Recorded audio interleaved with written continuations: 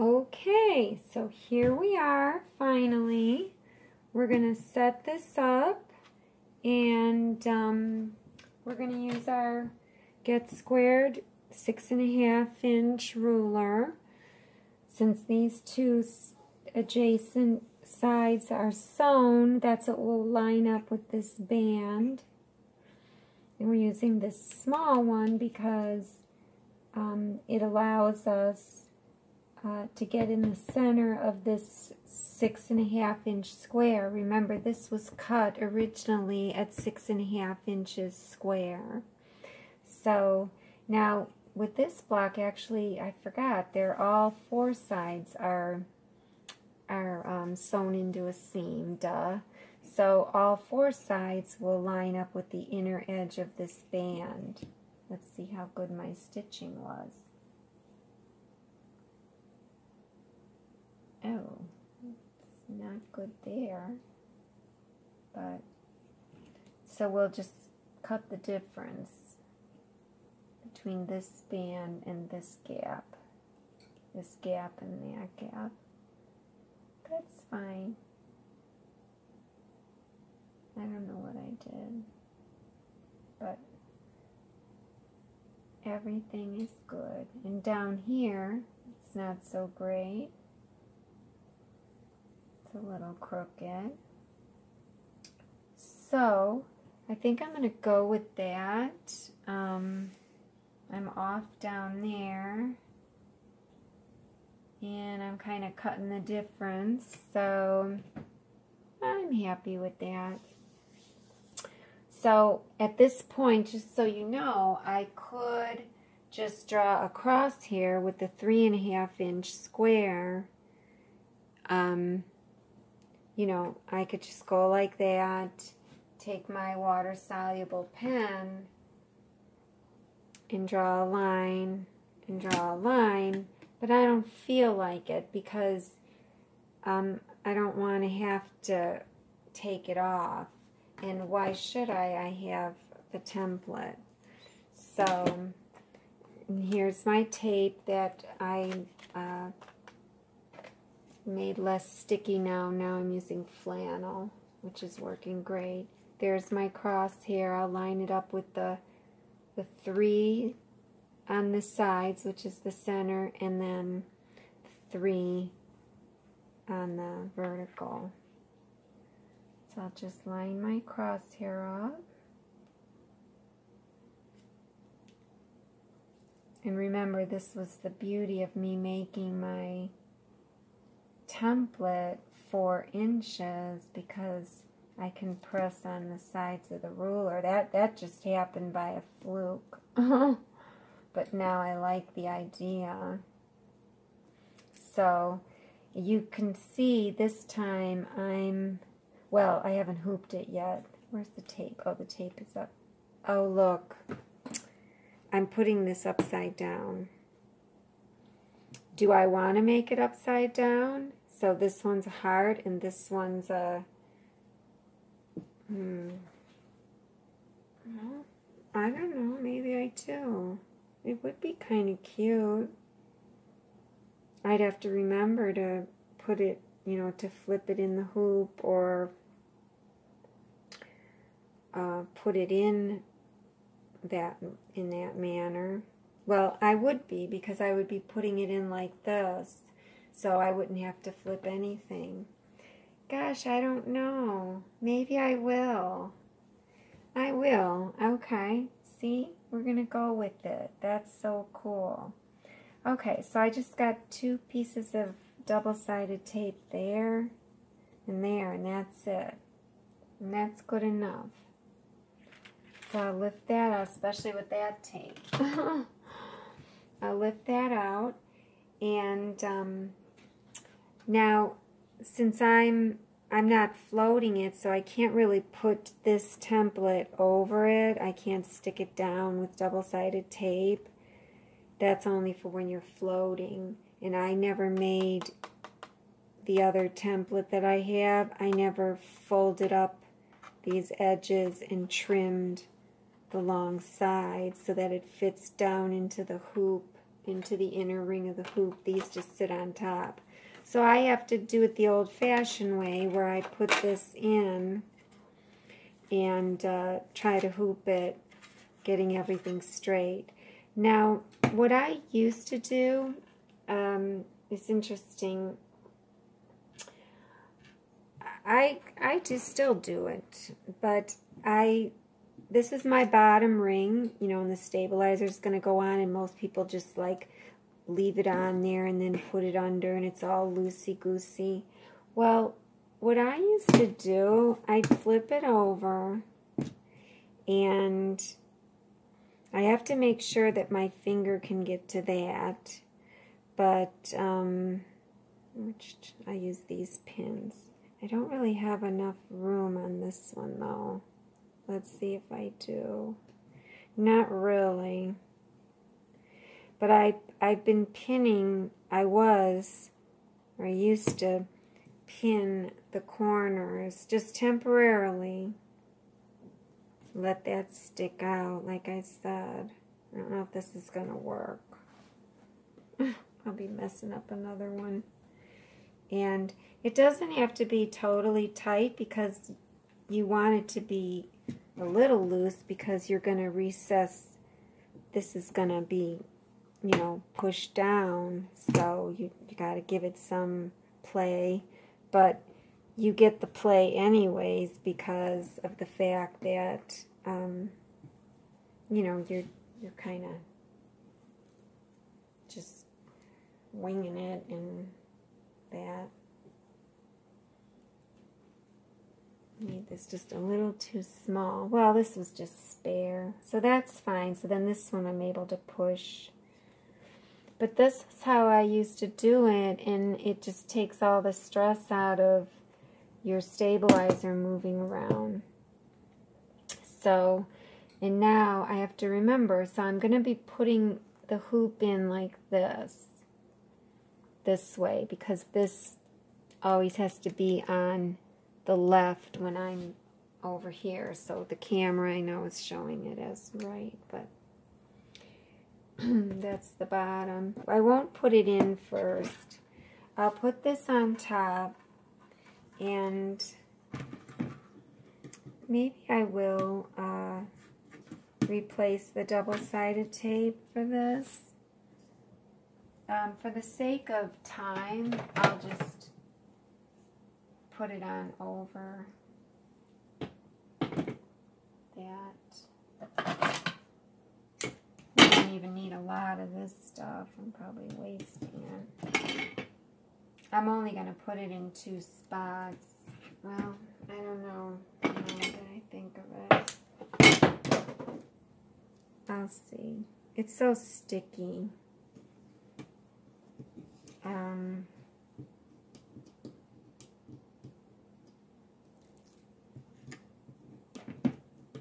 I don't want it to ruin the fabric, you know. So I am gonna make it less sticky with this. Boy, you spend all that money for good tape, and then you make it bad tape. Okay.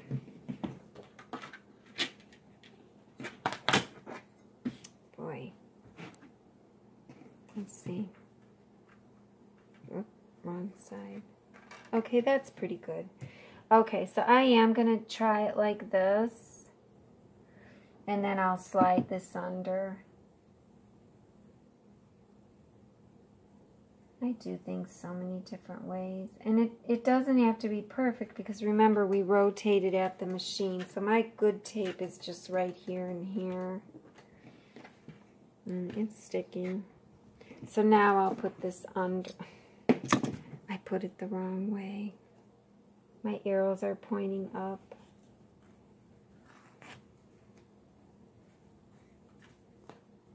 I hope I didn't move this. I didn't. I make so many mistakes. I mean, there's so much to remember, you know, when you embroider. And if you're always trying something new and everything. Okay, so now then this is on the left, basically. So now I can just move it over. That's better. It's all crooked down there. Okay. So I'm going to find my way.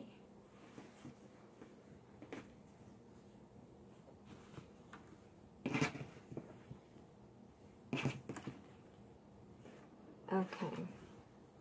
Where are we at here? I'm going to have to turn this, so I hope I'm not blocking the camera. Okay.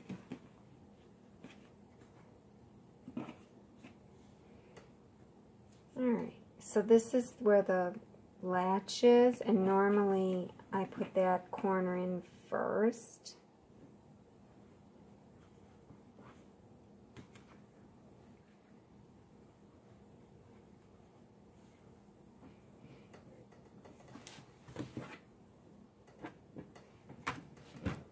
And then kind of walk it around. Now I feel like it's going to be too tight. I'm going to loosen it. Maybe 3/4 of a turn. Because remember, I don't want to ruin my fabric. Okay. Another 1/2 a turn.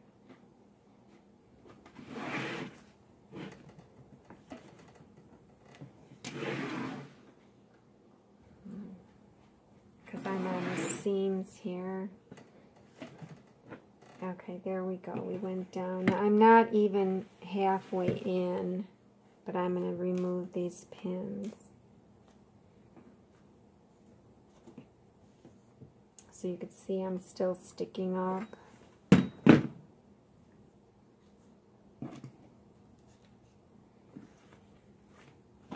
And now I can press it all the way down evenly. And it looks like I'm still on, so I probably won't even have to rotate this. But I just hate that I'm ruining my fabric. So now I will recess it. It does feel tight, but it's okay.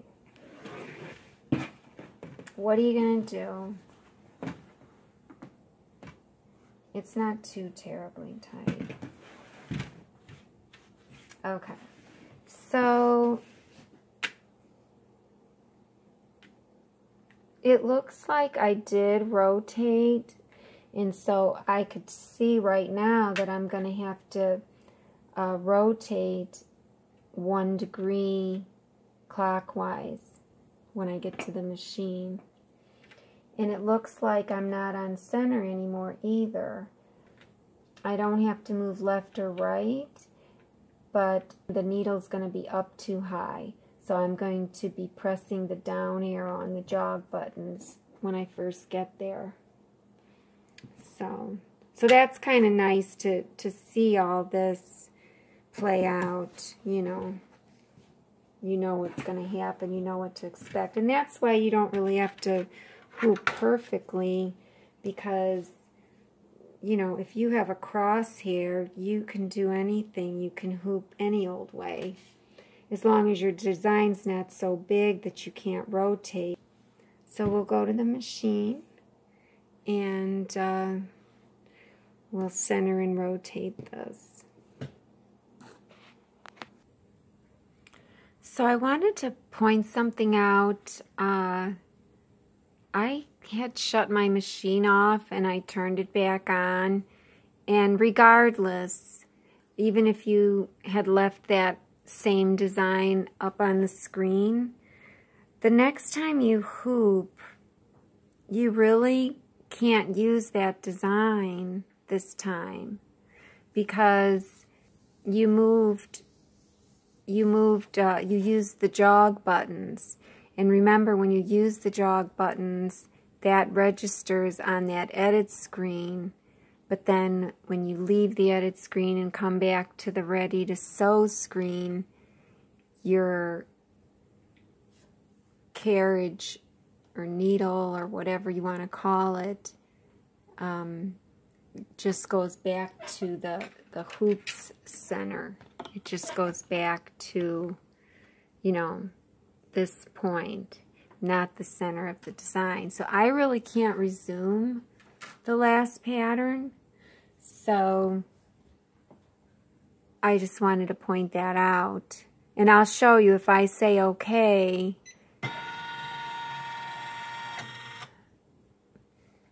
and it pulled it up, and there's my numbers 1 3 3 4 3 3, and you can see it's rotated.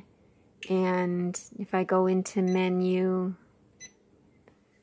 you can see, you know, my center mark. I don't know if you could see that if I use a pencil, but the center of my crosshair is over. It's to the right of the hoops of the grid from the hoop. So, I mean, yeah, I could come over here and jog the design and try to get the crosshair in the center again, but what's the sense? I mean, you're never going to get it exact. Now, if I would have counted how many times I went up and down or to the left or right, I could have wrote that down, and I could have came back to this edit screen and counted left and right, you know, over and so on. But by the time I do that, I could just X out of the design, bring it back up again, and then put in my numbers. Now here's the other thing what we could have done. We could have saved the design in the machine's memory, and we could have saved it just as is, without rotating, without jogging, without rotating. Just saved it as is with the needle colors selected. And so then when we bring it up again to center and rotate, all we have to do is center and rotate. The needle assignments would have been already done. So I'll go ahead and do that now. So I'll X out of this, and I'll bring up the main design or the design from the USB. And it was in, I'm not right-handed. It was in H2. Because when you bring it up from here, the colors are not assigned. But if I go ahead and assign them and then bring it up from the machine, I'll show you they'll come up already done. So let's go in and assign them, and then we'll save it to the machine. So it was 1, and I'm just going to make them all red. 3. Oh, wait, I'm using different colors this time. I forgot. My outline was going to be that dark red. So that is number 3. I put it on number 3. Duh. Okay. I already put the dark red in. I switched it out with the green. So we'll make that red. 3 again. 4, and I'm just going to make them red. 1 3 3 4 3 3, right? Because we're making that the same color. Yeah, 3 3. And remember, this I'm skipping over because we're doing applique, and then remember I have to trim. When I get to this step between this 3 and this 3, I have to trim, because then I'll come down and do the outline. Okay. So I'll say okay. Sorry. If you have this, you don't need to say okay. Sorry. And we'll go over, and now we're here on the Ready to Sew screen, and I'll just save it from here. So here's the Save button. And you can save it to the RCS unit or to the machine itself. In the RCS, this one is pretty full, 1.7 out of 3 megs. I don't even know how I have it numbered. I have all kind of stuff here. So I'll just rename it. I've got 5 pages.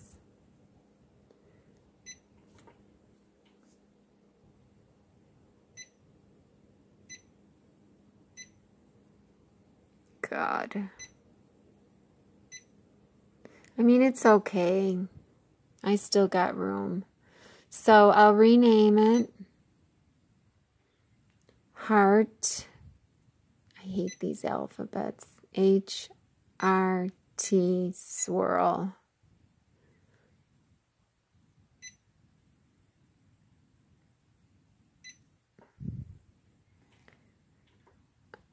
I don't know if I should put 4-inch. I won't have enough room.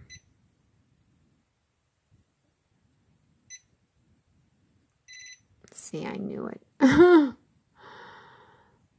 So if you'd hit the, was it the X or the trash? Yeah, the trash takes off 1 letter. So I'll just leave it at 4 and say okay. So, I guess I was able to say okay. So now let's just say I'm going to X out of this, and I'll bring it up again, and we'll see that my needles are assigned. So I'll X out, and now I'll go open, and I'm going to go to my RCS unit, EMB folder, BF. Now I've got 6 pages. So it's in, thought it was in alphabetical. I don't see it anywhere. Well, where is it? Oh, it's on the first page, duh. All right. And there's my colors. Now that's interesting that they decided to change this 3. And I thought I made it, and this happened the last time, I thought I made them all red. So I don't know, maybe it's doing that because there was a 3 before, but, or maybe they're doing it because they're saying, well, why are you stopping? You have a different number after that one, but I don't know. Like, this 3 is different than that 4. There must be some logic to it. But at any rate, I'm going to see if I can go in and make it red again. And see if it sticks this time. I don't know what's going on. So let me save it again.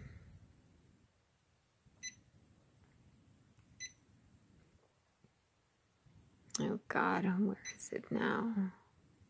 Heart Swirl. Now it's in alphabetical. Jeez. All right. Okay. Overwrite it. Okay.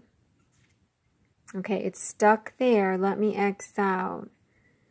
And let me bring it up again. Oh, I went into the USB. My arm's getting tired. I'm going to the RCS.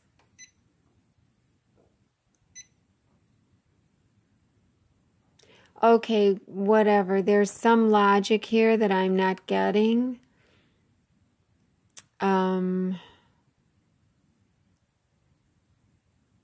I'll have to think about this.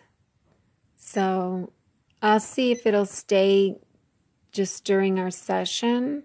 I don't know, because I don't think it did the last time either. Unless I have a computer failure. Oop. Okay.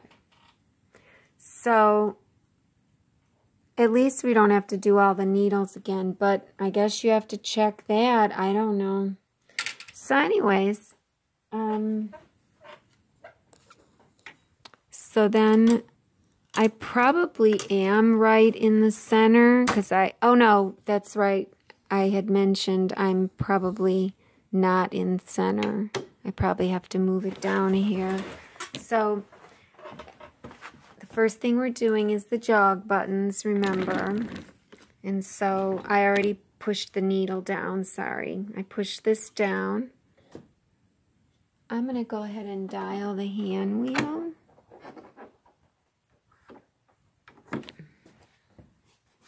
Wish there were an easier way to push this down. Okay, so I am off to the right and I'm up a hair. So I'm going to jog the needle. The needle is to the right and the needle is up. So the needle needs to go left and down. So I'm going to move the jog buttons.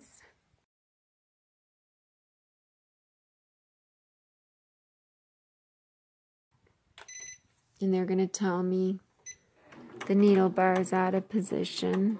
So let it do its thing and then I'll lock it back down. 7, 8, 9, 10. 1, 2, 3, 4, 5. Okay, I'm going to dial it down now.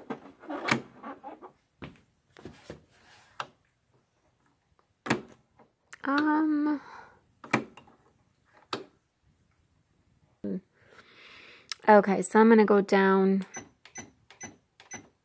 I went down 5 more.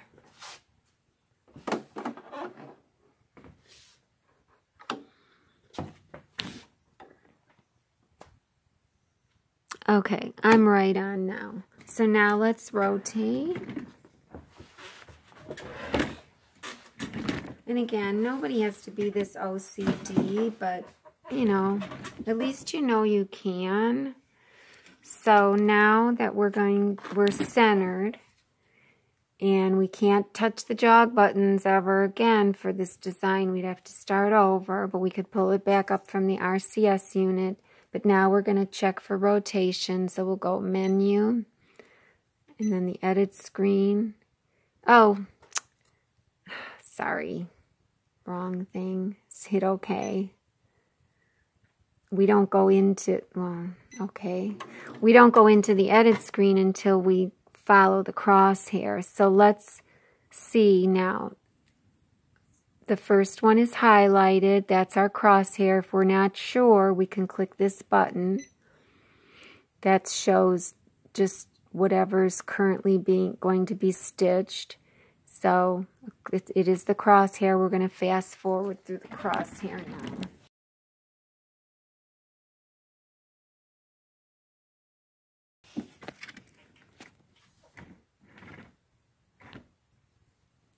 Okay.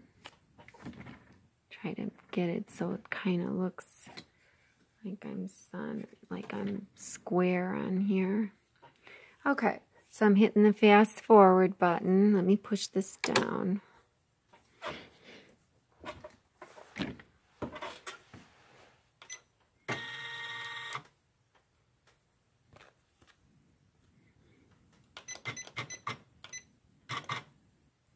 That looks like the needle is down too far, so to me it looks like the needle is pivoted like that. So it looks like we're going to have to go maybe 2 degrees clockwise.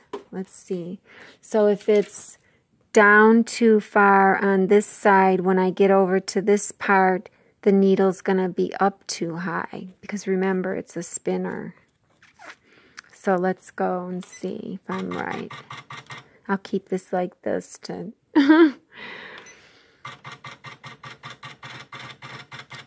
Actually, it's looking right on, so I could have been wrong from the get-go, my eyes. So let me dial it down.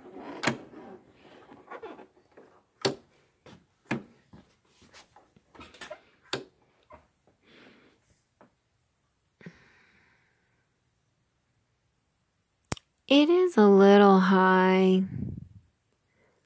It is a little high.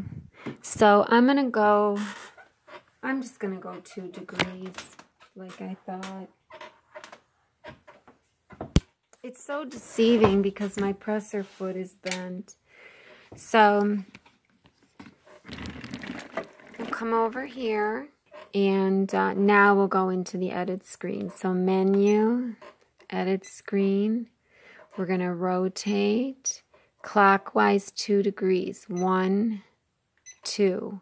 It's 2 degrees. Hit OK. Needle bars out of position. And remember, it's going back to the hoop center, but don't worry, it's still saving our jog button position. So we're going to fast forward through the crosshair again. So you could see it looks like it's off center, but it'll jog back over to what is on the edit screen. And it looks like I'm right on now. I said that before. Let's dial down before we go over.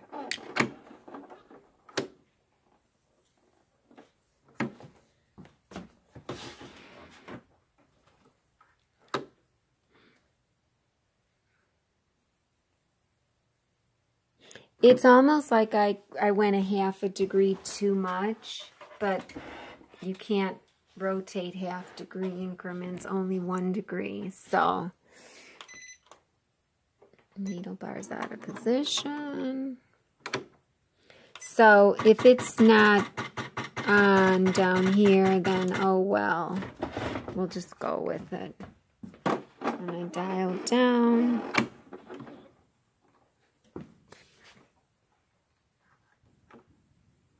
And it's right on down there. So I'm going to go with that. So I'm going to come over here. And you can see on the screen that it went back to the default of showing the whole design in this Ready to Sew window. So let's just click on this button. So the crosshair wants to sew, of course, so we have to fast forward the thread color to the next color. Needle bars out of position.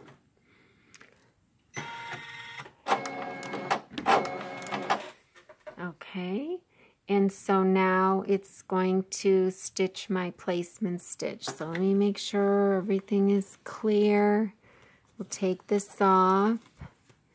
Oh, that's convenient because now my tape is down here. Oh, good, and it's not puckering the fabric because I didn't make it as sticky. So, see, I'm learning too. Okay. Oh, you didn't see me do that. I just took the template off, and it came off nicely. And so now it's going to stitch with needle number 3. And so, since I advanced to this position, or to this next thread color, I thought that when I hit the start button, it should give me just the warning. Let's see. I was hoping like maybe I could get them both screens at the same time, but it doesn't look like I can. All right, well, anyways, so I'll grab my thread and I'll just hit the start button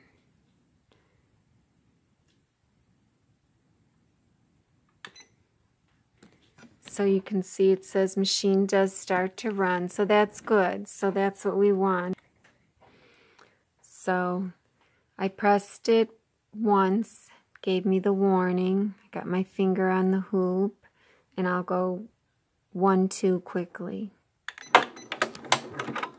Okay, pulled up my bobbin thread. I'm just going to use my fingers. Pull these so that this one's flat, that one's slanted. My finger's on the hoop. And once, and now just once.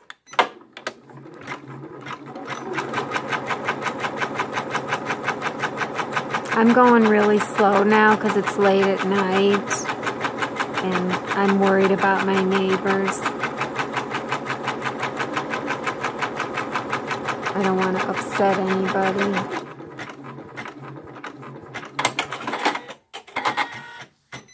Okay, so that's my placement line.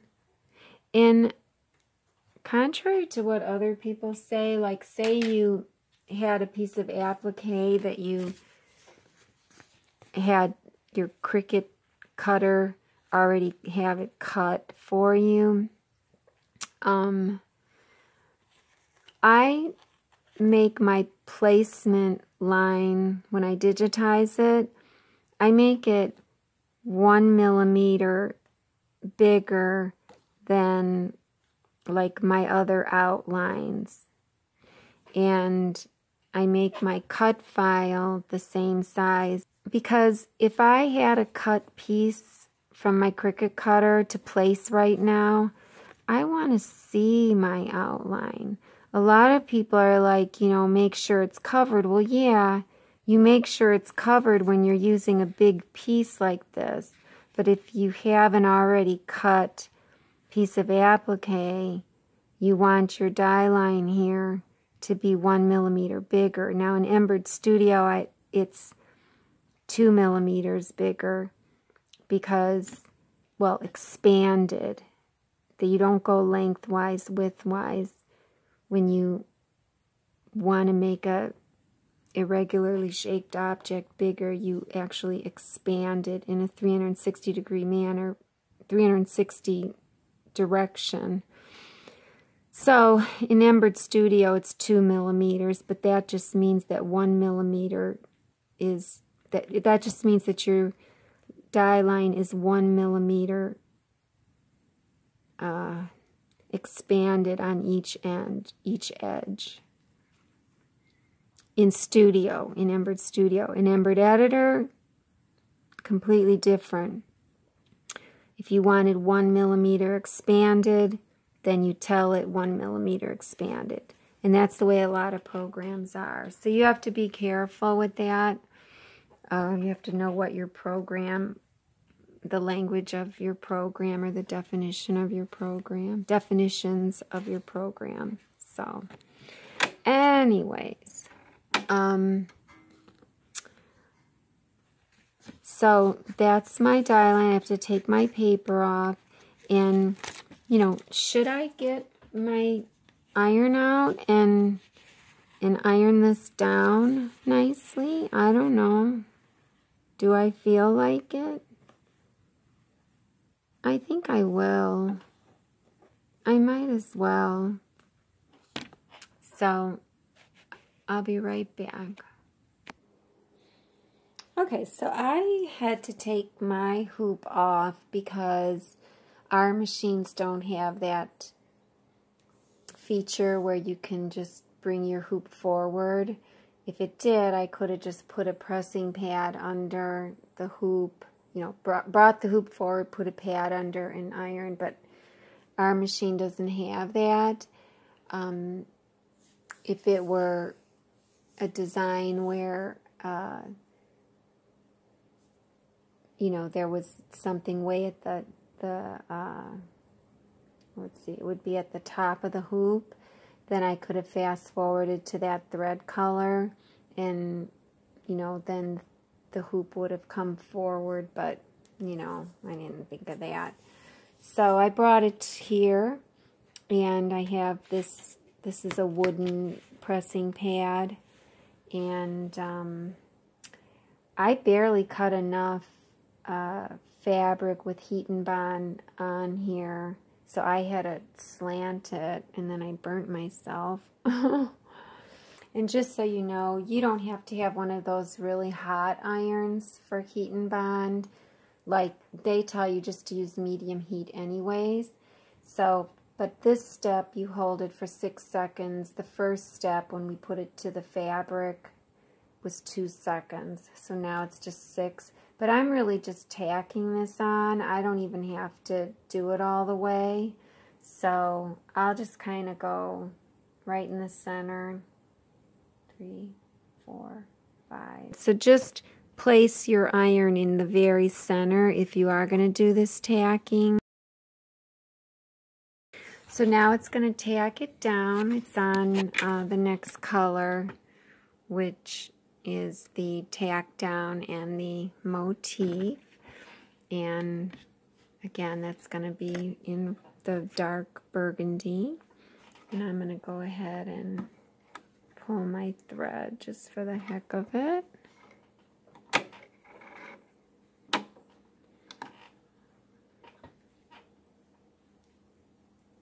Okay.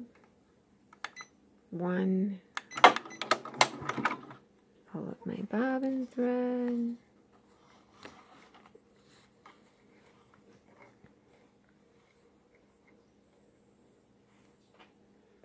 Okay. So I'm hitting the start button, and then just once again.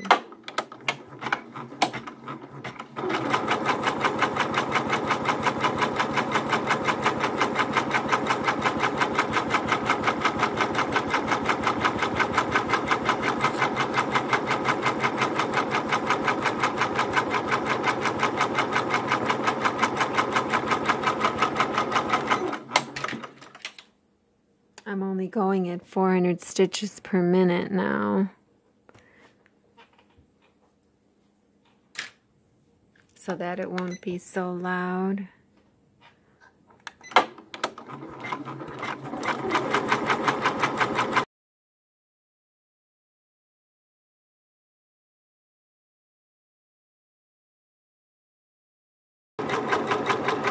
Oh, I ran out of thread. I ran out of bobbin thread. Let me pause it. Yeah, it's empty. So, I'll show you what you do when that happens, because you want it to make a knot. You want to reverse it, and then, but since the alarm didn't go off, it's not gonna make a knot. So what I would do with these threads right here, since this is still just the quilt top, I'm gonna take them and pull them through. Now my satin stitch is going to be 4 millimeters wide, so it's going to be 2 millimeters and then 2, but that's going to barely cover where I ended here. So I'm kind of screwed. So, okay, so I'm going to take this little snagit needle. It has a slot in the top. And I'm going to put it through where these 2 threads came out, where I, was at the end of my... Okay, so I'm going to put it right where they came out. And I'll put it in, as far as I can get. And I'm trying to hold my hand underneath on the hoop. And I've got the needle like that and my hands on the hoop. Now I should just use a tweezer to put these in the slot.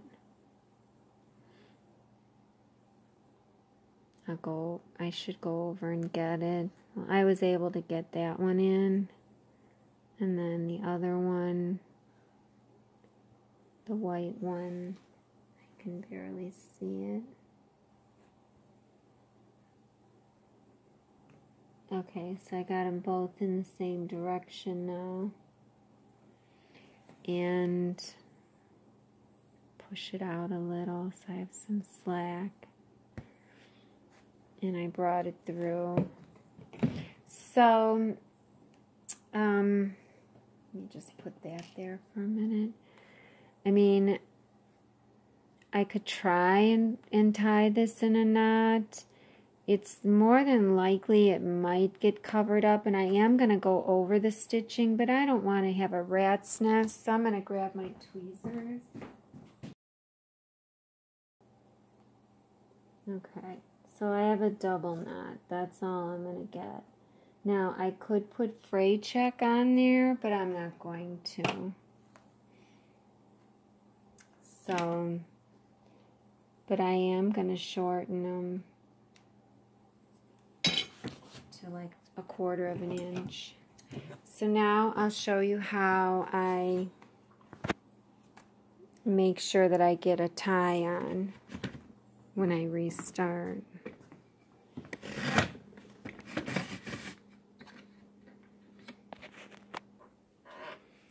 So now to get it to tie on, if you recall, I had already advanced to the next color.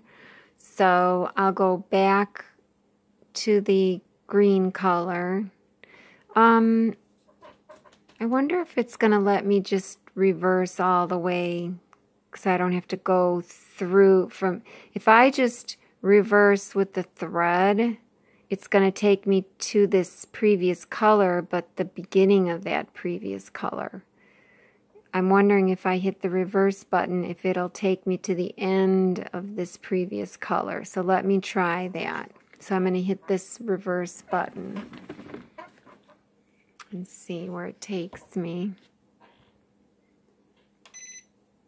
Oh, needle bar is out of position.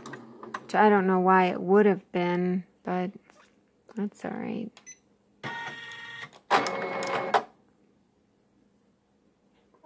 I should have looked at the stitch count to see. All right, let's see. And we're on this needle here.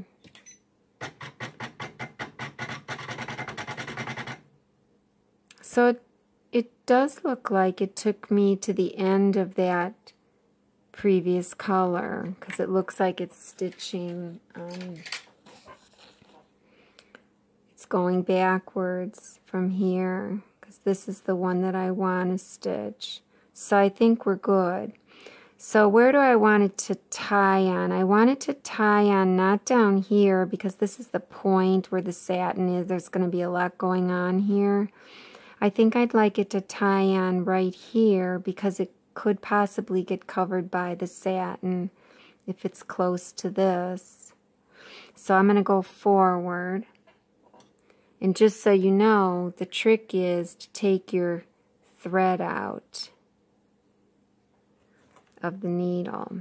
That's how you get it to give you the warning, so it'll tie on. So I'm going to go forward to get to this spot.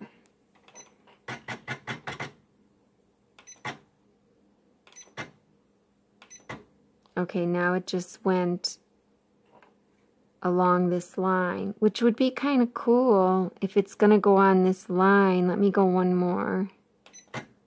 Oh, now it's going up. Oh, it's going up. But I thought it came around and then went back. Oh, but that's not good. So let's go in reverse.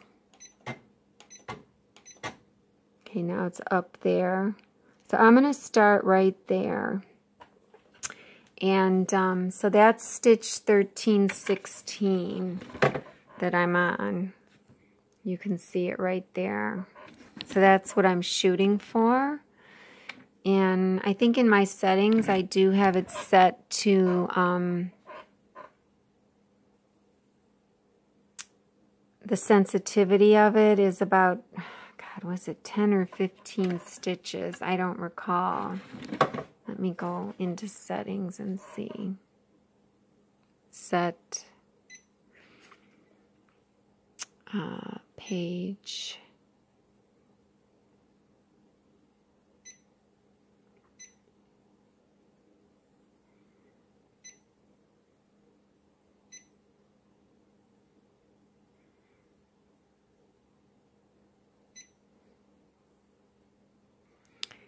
Thread break stitch count, so it's 12.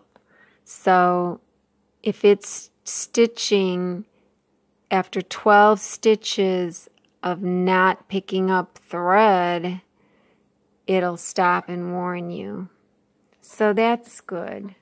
So that means if I go 12 stitches from 13, 16, so that's 16 plus 10 is 26 plus 2 more is 28. So 13, 28, it should warn me. And then it should go back 12 to the 13, 16. But I don't know. I have never really delved into it that deeply. I don't think anybody has. Okay. So the thread is out of the needle. And I'm just going to hit start.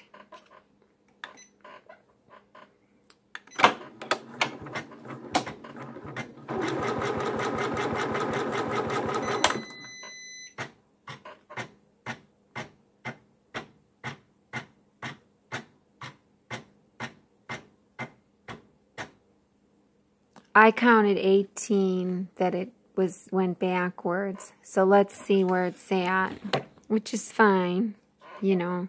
So it says rethread and start. That's good. That means it's going to make a tie on. So I'm going to hit OK.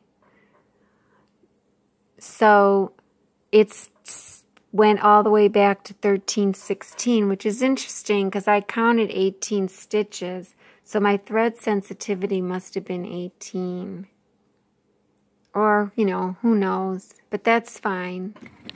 So, and where are we at? We're right where I wanted to be, like right here. So now I have to thread the needle, and when I hit start now, it'll make a tie on. So I'm going to hit it once, like I've been doing, because I want to pull up my bobbin thread. And then I'll hit it 2 times fast. I got the warning. Now 1, 2. Okay, there's my bobbin thread. And now I got my finger down here against the hoop. Oh, it wasn't catching. I had to give it some slack. And there we go. So that's all I needed. I'm going to pause it a minute. Oh, that's good. I can pull up the bobbin thread. Let me cut this. I just kind of winged it. Oh, yeah, because that was the one that wasn't stopping for me. So I can pull up the bobbin thread. Yeah, I don't know why it's doing that. Okay, so I have it now. So I'm on my next color.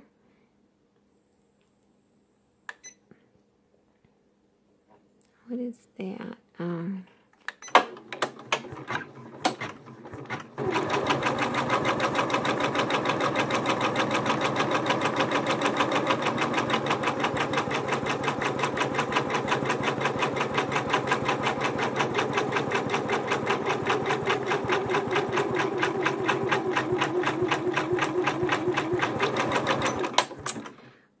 Messed that up.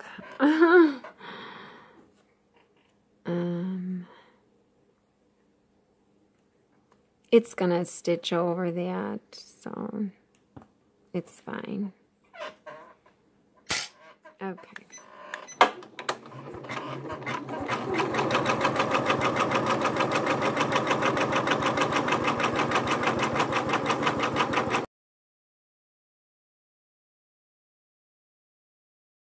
Now, I haven't even made the quilting around this, and I'm not quite sure what I'm going to put around it, because, you know, if it's got pebbles inside, you don't want pebbles outside. So, and when I do it, I'm going to actually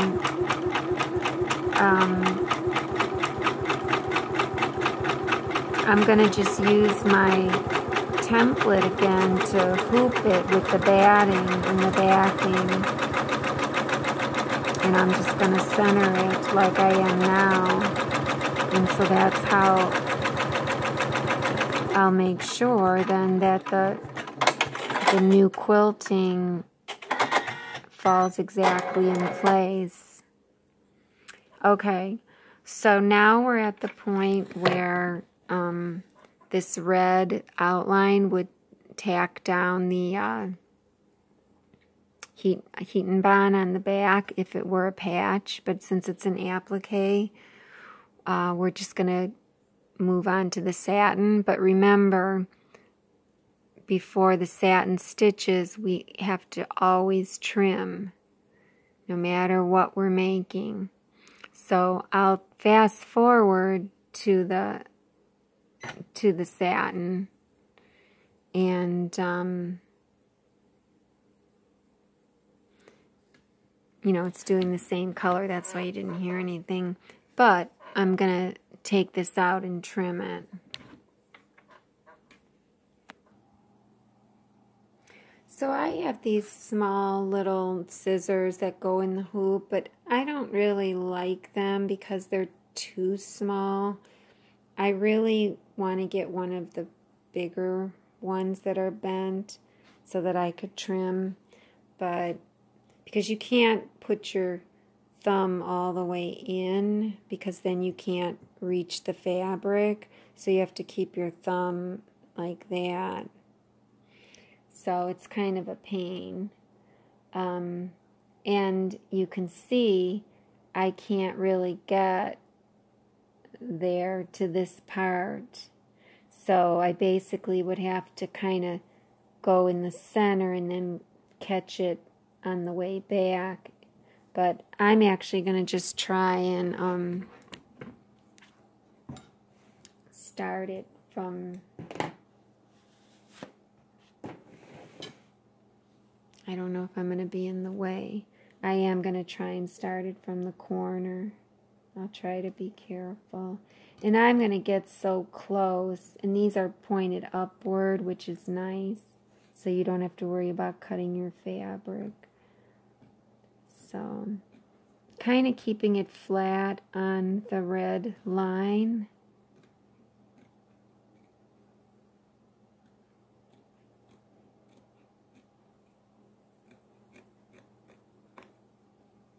So that's pretty darn close.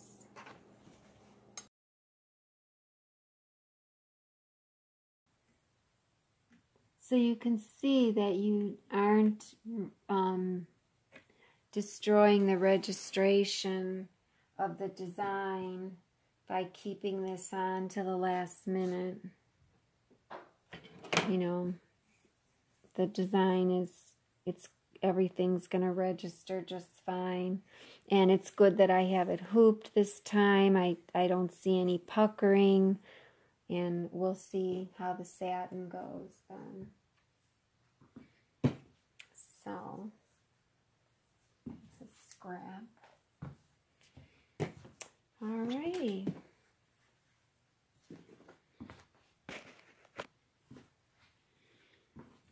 That looks cool just how it is. I love that. I love the pebbles and the green. Okay, so I'm going to grab my thread.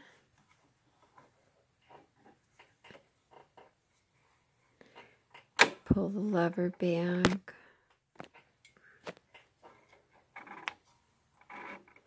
Pull it out.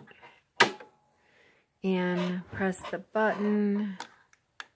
Warning, And then 1, 2. These are my eyebrow tweezers. They're the tighter ones. Okay. Warning, and then 1 time.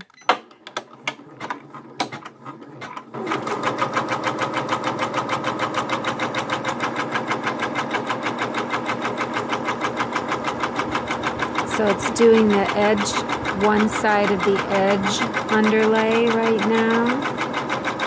I'm going to let it just hit that knot, and then I'll stop it and trim it.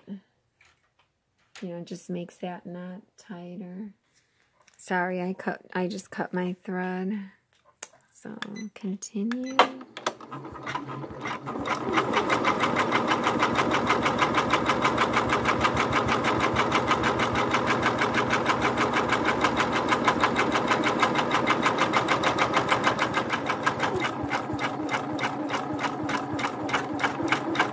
So now it'll do its double zigzag underlay.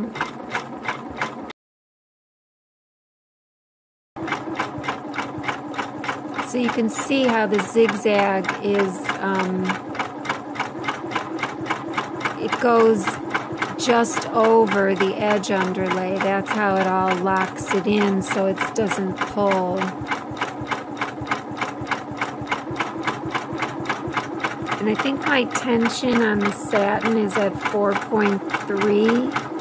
That's usually what I keep it on. The default is 4.0 in most softwares, but for me that's just way too dense, and that can cause a lot of looping issues. So, you know, if you've got underlay and then a nice smooth satin, like this one is at 4.3, then your satin will look really nice.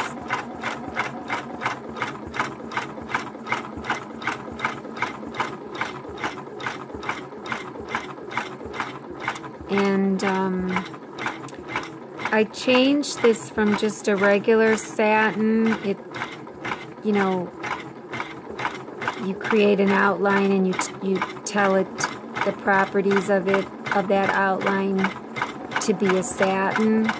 Well, I converted that to a column in Embroid Studio, and when you do that, it just makes better corners. The corners are mitered with just a regular satin made from an outline, but when you turn it into a column, it just transforms just a little bit nicer. Now that's not all the time. That's on something like this that's a very concrete, straightforward outline.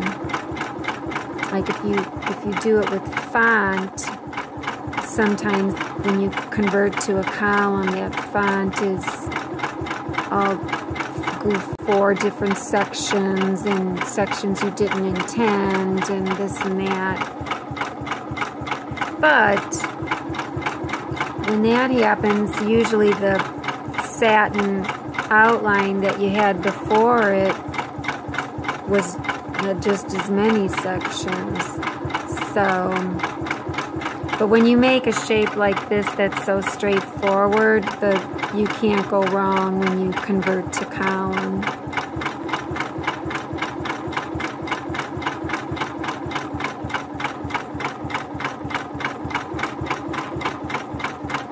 And you want to tell it, like I said, to have the 2 underlays, both the edge and the zigzag. And my underlays are set at 50%. The default is 100%, and 100% makes it closer to the center, and 50% makes it closer to the edges of the satin. And I like that just a little bit better because it gives it, it's more security that your satin's going to be nice and straight and not all wavy on the edges and pulling in and everything. You know, that skeleton at 50% is just gives it so much more structure than a skeleton at 100%. Okay, so it's all done. Oh my God, it's gorgeous. Okay, let's go over to the table.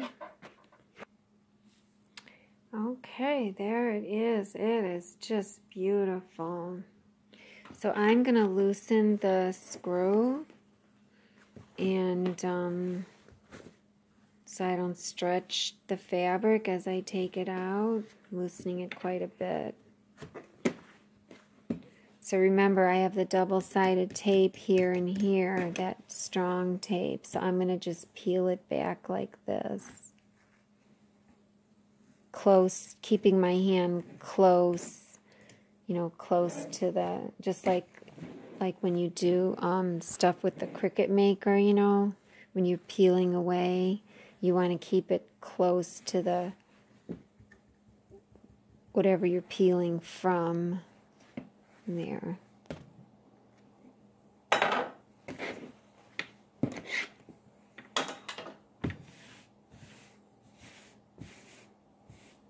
Okay, so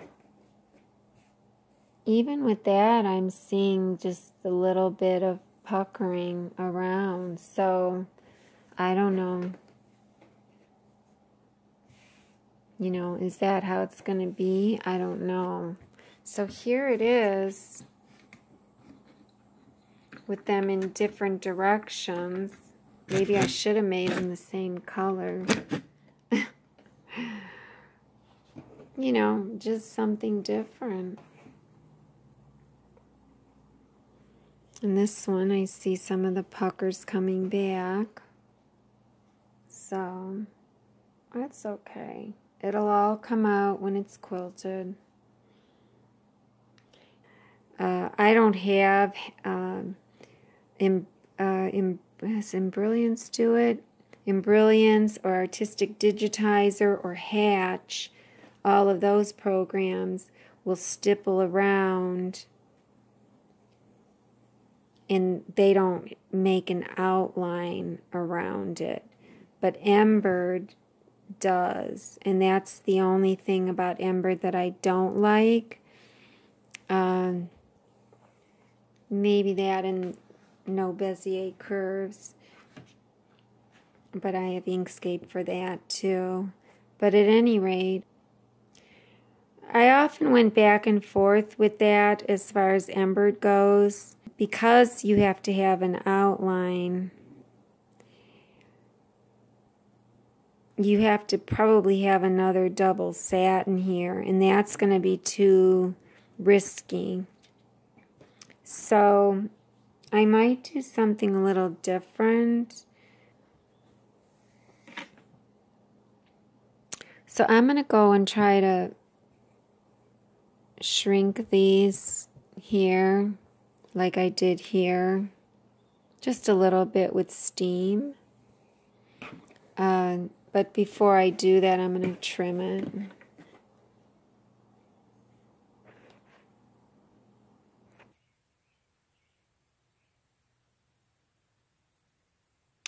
Okay, so this one ironed out really quickly and easily. It's going to be fine. But one thing I noticed is my little blue strip, I didn't cut it straight. This has a pattern in it. And it just makes everything look crooked.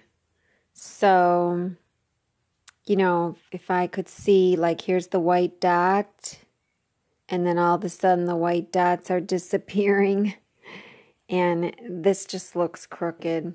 So I have to rip this whole strip out that I sewed on, and, you know, retrim this, and well, I mean, I could sew it back on, or I could decide to do something else because this applique is done, but I still have this to decide what to do with.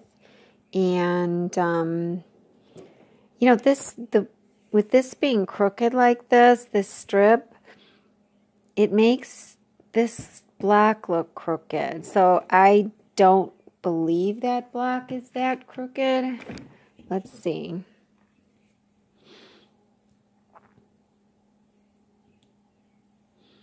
No. So this is really messing me up. So at any rate, I will start deciding what I want to do. And it's interesting how I made this the same color as this. So from far away, it's going to look like some sort of a shape, you know. But that's okay. That's what this is all about. All right, well, I'll do this, and then I'll decide on these two. I'm not sure what I want to do there, but we'll see.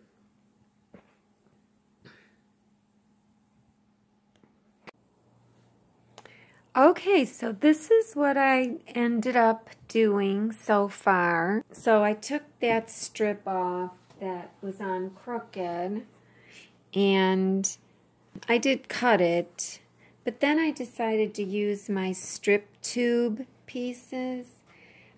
These strip tubing is just where you take 3 strips of different widths, and like 2 of them, like these are not cut right, but normally they're something like 2.5 and 2.5 each strip. So when you sew them together, instead of it being 5, it would be 4.5, because you know you have to take away the 2 1/4-inch seams when you sew them together. So then that would be 4.5, and then you take another strip. Well, this isn't 4.5, but you take that strip that's 4.5 and you sew it right sides together to these 2 strips. And then you end up with a tube, a long tube. And then you cut that tube into triangles or all kind of different shapes. There's different books out and strip tube quilting videos and whatnot. But I just used a square. You don't need to use a square ruler. You can use, a triangle ruler. You can just use a regular ruler that has a 45-degree angle on it, and you just make a bunch of triangles. You keep rotating your ruler, and you cut 90-degree triangles, and when you're done cutting the triangle, you open it up and you get a square that looks like this. So, and then you can put them all together in all different configurations. Well, I didn't want mine to look like blocks, so I tried really hard to just arrange them so they just look scrappy. So I got these little pyramid shape thingies, but that'll change as I add to the quilt and whatnot. So, but I got to a good point now, because now I can hoop any of this inner area and coming out and quilt it. But before I quilt it, I have to decide if I'm going to put applique in here and here. Now I might decide to maybe put an embroidery in here, but to be honest, if I was going to put an embroidery in any one of these blocks, it should have been the 2 yellow ones because they're more solid. This would have been a block Mb4 applique, the red ones. So, you know, I messed up. But, or I could just leave them be. I could be done and then do my overall quilting. But the overall quilting that I wanted to use was, you know, my nested blocks. Well, my nested blocks are great for overall quilting with your embroidery machine, but they don't have a hole in them to get and quilt around this applique. So I thought about it, and I think I'm going to go to my digitizing program, and I'm going to actually take one of the blocks. So here's a couple of my favorites are, I like the nested swirls, and I do have this in a smaller version. I'll just put it on there like that. And then I also like my circles. I love my circles. And you know, I have all different sizes because these are all vector files in your in my embroidery software. That's where I created them. So I'm thinking, you know, well, what size would I want to make the quilting? If I make it big, I'll be done in, you know, a few minutes, a couple minutes, if that, to stitch this out. And but this design, being that it's so big and spread out, how will I quilt it around the applique? You know, if I were to make a hole in this somewhere to fill in around the applique, I don't know. Because this isn't a block that can be flipped, for one thing. These blocks are just all the same. You have them the same way all the way through. I just didn't want it to be confusing. So, and since these are flipped, I had that great idea to flip those. That means I'd have to make a hole 2 times. I'd have to have like 2 separate designs. It would probably be easier to either shrink this down, use one of the smaller ones, and then make a hole, or to just use this design and make a hole in the center. Like you can see, you know, there is kind of a hole there, but it's not shaped in this shape. So then once I decide if I'm going to do these 2 blocks, I'll be ready to quilt. I'll layer it with the batting and the backing. I will probably start not in the center. I'd start on one of the appliques. And now if this were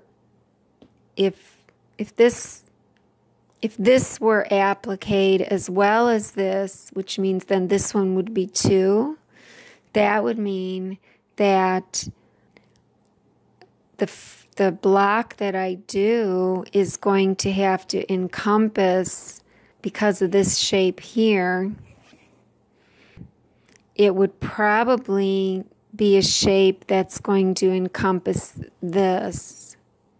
So it would go like this. It would be nested and then nested here and nested there. So it wouldn't even be a square, it'd be a rectangle. But this rectangle will fit in my big hoop. My hoop is 9.5 inches wide by 8 inches tall. So there's 9 inches. So it's perfect. So that's if I did these 2, I'd have to, you know, make my shape like that. So anyways, when I add the backing and the batting, it's going to stick out. I don't need it to stick out as much as I thought I did before because I've added this on the side.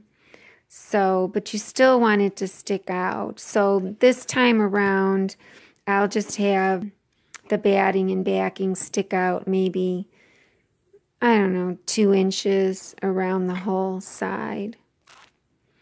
And then that'll be it for this section. I'll quilt the whole section, and then I'll start piecing another section or another row or another, row or column, whatever. And then once I've gotten that piece done, I'll sew it right sides together to this top piece, and I'll also sew another section to the back, to the backing. And because this here is not going to be quilted, I'll leave like 2 inches or 1 inch unquilted all the way around, 1 inch not quilted all the way around, so that I can attach more top and more back. So I'll attach those right sides together, top and back, and then while they're still right sides together, I'll put my batting on, and then I want to butt the batting up to the previous batting. So all I'll do is I'll do what the flooring guys do, the contractors. They just take their 2 pieces of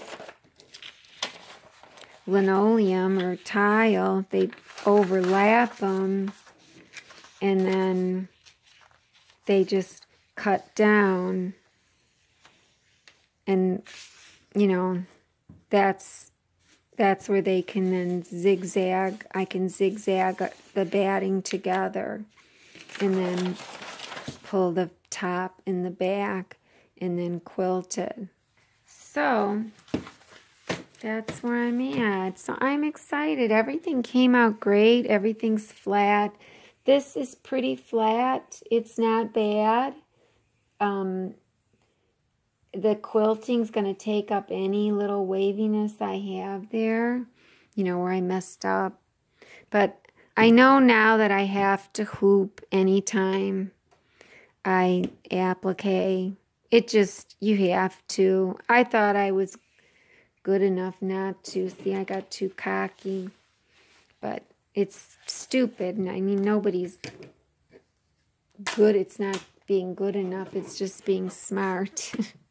Knowing how to do it.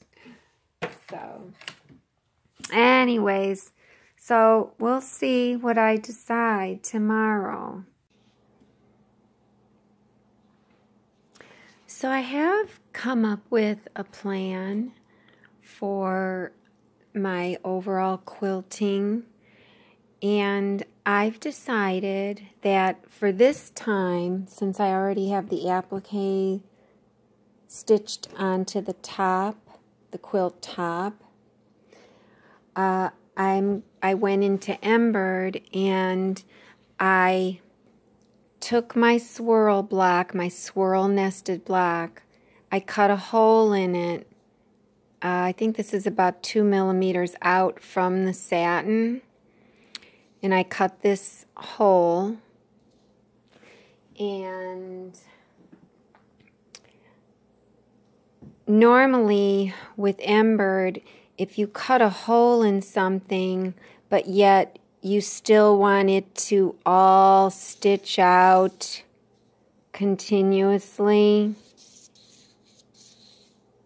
follow that, swirl, follow that, swirl. It's easy in Mb4 to do that. But here's the catch, and this is with every program. When you do something like that, you have to tell the software, okay, I want you to branch these pieces with this. Branch it all together, use your brain, and do it. software will do it, but it will create 2 runs of every part of the design. So this would be stitching double. And that would be great if I were planning on doing the rest of the quilting of the swirl double.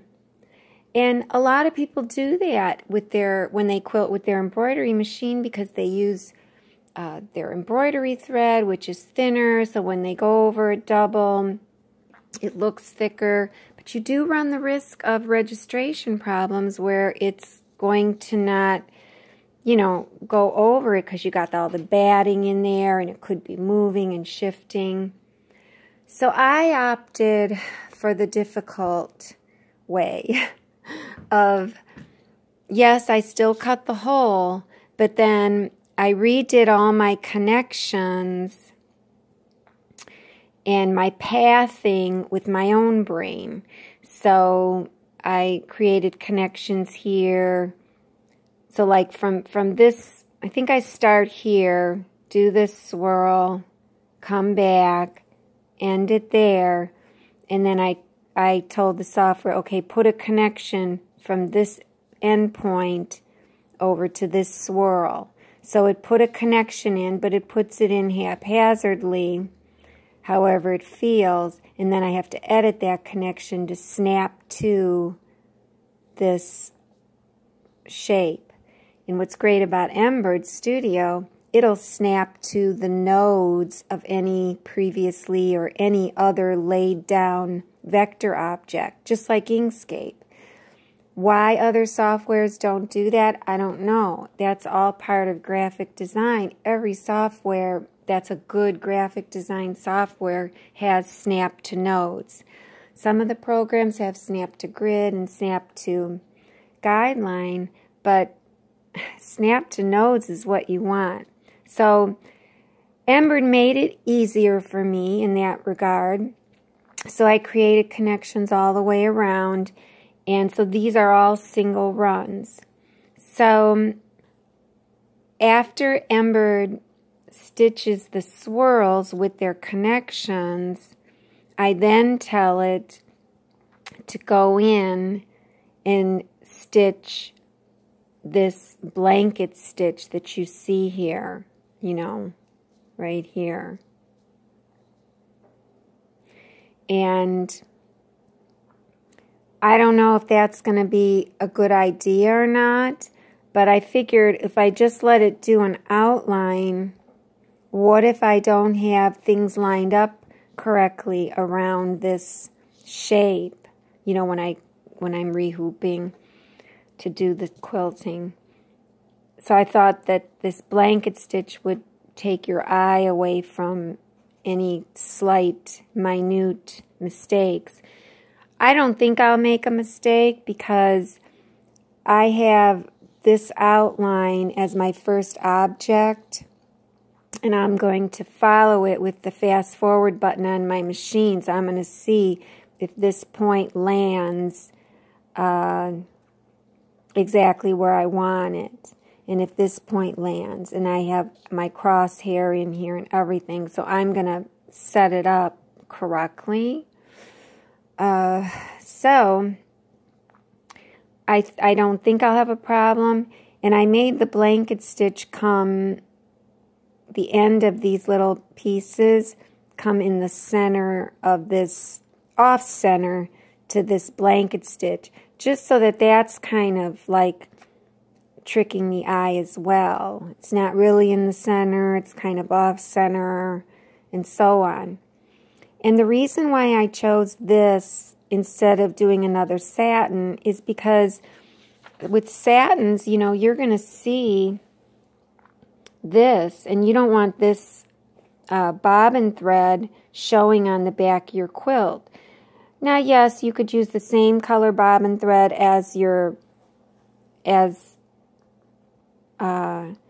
border, but then your quilting would have to be the same color as your border, and you may not want that. And plus, you don't see satins on the backs of traditional quilts.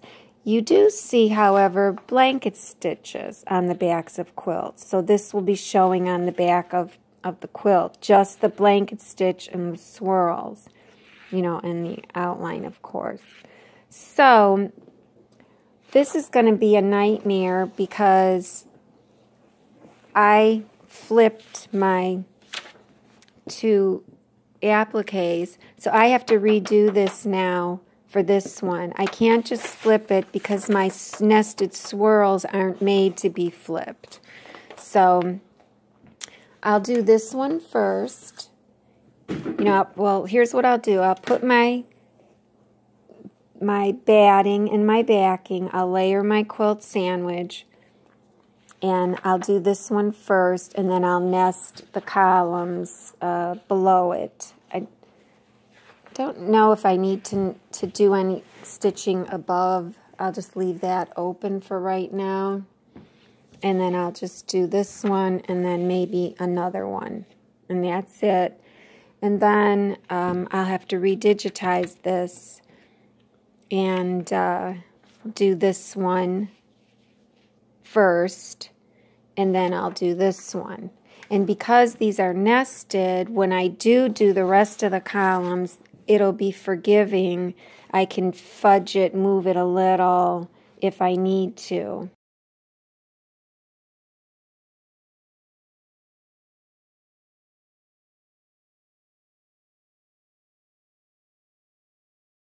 Because, you know, I have leeway because I don't have to do point to point.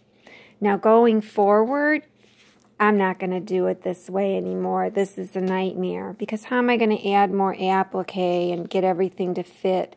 I probably could, but the whole point is to make this no stress.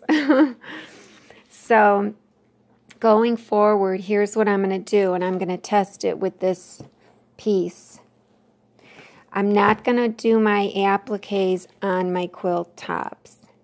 I'm going to make a patch applique or what have you, or make an applique without heat and bond light, maybe. I don't know. I might. You don't want it to be too thick, but at any rate, I'm going to hoop, wash away stabilizer, make a patch completely with the satin and everything, and then I'll have a patch. And I could do with it whatever I want. So going forward, the plan is then just to quilt my section completely with just a regular swirl design without the hole, just like I normally would. And so that's what it'll look like for these two after I quilt this. And then I'll just take my patch and apply it to my quilt top using the blanket stitch. It'll just be a lot easier. Then I just have to just quilt overall, lay my patches down. Now, do I want to make the same patches here? I don't think I do, because I want this to be a haphazard quilt. So I'm going to put something completely different here and here. So my next step then is to go ahead and layer this and quilt that on, and then quilt this, make this same hole. I have to digitize this for this part, quilt that one, and then decide what I want to put here, if anything, and make that applique separately as a patch, and then apply it. So that'll be part 2. I've come a long way of thinking out loud here, but this has been my journey. Okay, we'll see you next time.